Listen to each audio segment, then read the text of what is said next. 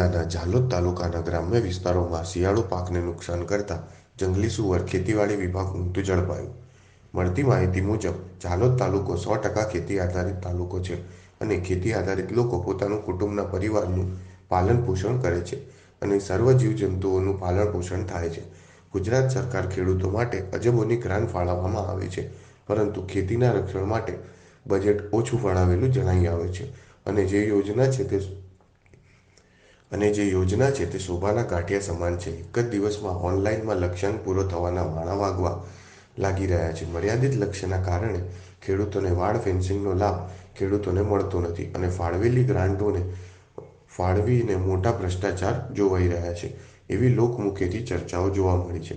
ખેતીવાડી વિભાગમાં ફળવાતી ગ્રાન્ટ ખેડૂતના પાકના રક્ષણની સારી યોજના બનાવીને મૂકવી જોઈએ એ જોવા મળતું નથી, જેને કારણે ખેડૂતોને શિયાળુ પાક નિષ્ફળ થવાની ભીતિ સેવાઈ રહી છે. ખેડૂતોને રોવાનો વારો આવે છે, તેમ છતાં જંગલી સુવરોનો ત્રાસ જંગલ વિસ્તારમાં જોવા મળી રહ્યો છે. વન વિભાગ દ્વારા પણ કોઈ યોજના દાખલ કરીને ખેડૂતોનું રક્ષણ કરવામાં આવે તેવી ખેડૂતો દ્વારા માંગ ઉઠવા પામી છે. હવે જોવા એ રહ્યું કે તંત્ર જાગે છે કે ખેડૂતોના વિકાસની વાતો કરે છે અને જોવું રહ્યું કે સરકાર ગામડે ગામડે સંકલ્પ યાત્રા કાઢીને ખેડૂતોની યોજનાની જાણકારી આપી રહ્યા છે, પરંતુ ખેતીવાડી વિભાગ દ્વારા ખેડૂતોને પૂરેપૂરો લાભ આપવો જોઈએ તે આપવામાં આવતો નથી. ફક્ત કાગળો ઉપર ઘોડા દોડાવાતા હોય એવું જણાઈ રહ્યું છે. જોવું રહ્યું કે ખેડૂતોની બમણી આવક ઊભી થશે કે વિનાશ તરફ દોરી જશે.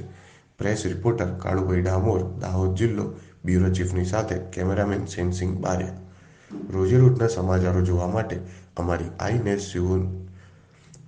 i7 ન્યૂઝ ગુજરાતીને લાઇક કરો, શેર કરો અને સબસ્ક્રાઇબ કરો. અવનવી ખબરો જોવા માટે અમારી ચેનલને લાઇક કરો, શેર કરો અને સબસ્ક્રાઇબ કરો.